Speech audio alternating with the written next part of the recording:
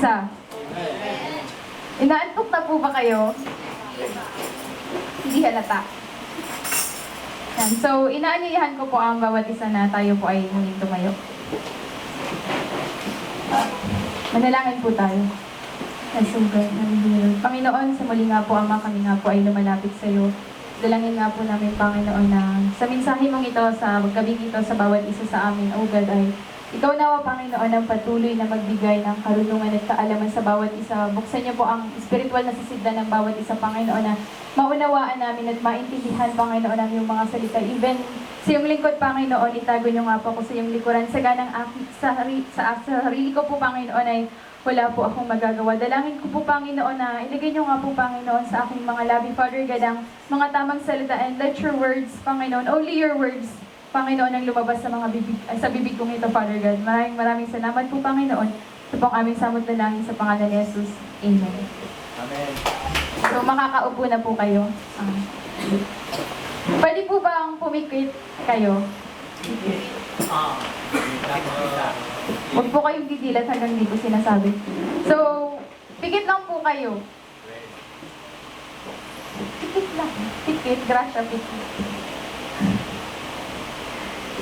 Huwag po kayong mag-isip nung kang ano pa man. Basta po, pumikit kayo. May nakikita po ba kayo? Ilim. Meron po, ito yun. Sige po, pwede na po kayong dumilat. Yan. So,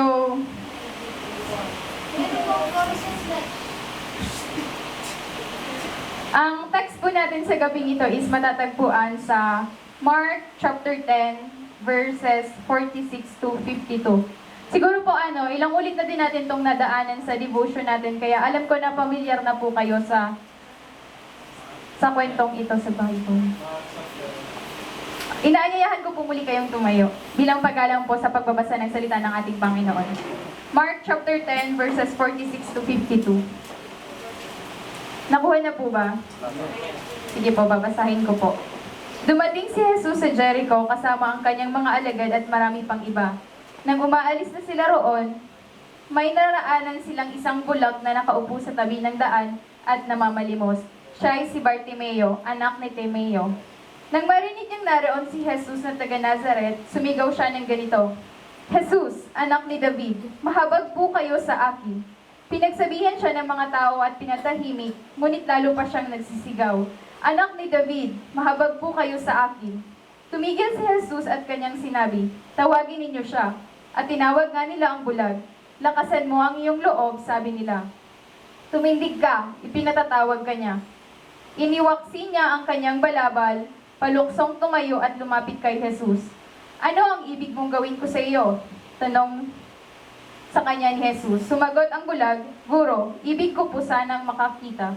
Sinabi ni Jesus, humayo ka, magaling ka na dahil sa iyong pananalig.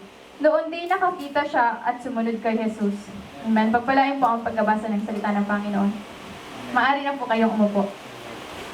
So, hayaan niyo po na sa gabing ito ay daling ko po kayo sa mensahe ng Panginoon na pinamagatang Dare to Move. Dare to Move. Magmula sa bundok o kay gandang masdan ng sugong dumarating upang ipahayag ang magandang balita ng kapayapaan. Ipapahayag niya ang tagumpay at sasabihin, Siyon, ang Diyos mo ay hari. So lahat po tayo ay, yung po ay sinasabi sa Isaiah 52:7. Lahat po tayo ay mga alingkod ng Diyos na sinugo niya upang i-proclaim yung greatness niya sa world, diba? Isa yun sa Great Commission niya, and andun yung kailangan nating i-testify yung greatness niya sa mga buhay natin, and isa rin po yung pagbibigay natin ng praises, i-worship po natin siya. Pero, diba, sugo tayo ng Panginoon. Alam natin yon. Alam ba natin yon? Amen. Amen. So, alam natin na sinugo tayo ng Panginoon, pero minsan, diba, sa kabila ng lahat ng iyon, sa kabila na alam natin na sinugo tayo ng Panginoon, dumarating sa point na parang napaparalyze tayo. Minsan, hindi ko po alam kung dumating na sa buhay nyo, pero mostly sa mga Christians, nararanasan po yung ganong feeling na minsan parang gusto na lang nating umupo, gusto na lang nating magpahinga. Kahit na nga alam natin na yung binasa ko kanina, kahit na nga alam natin na kailangan natin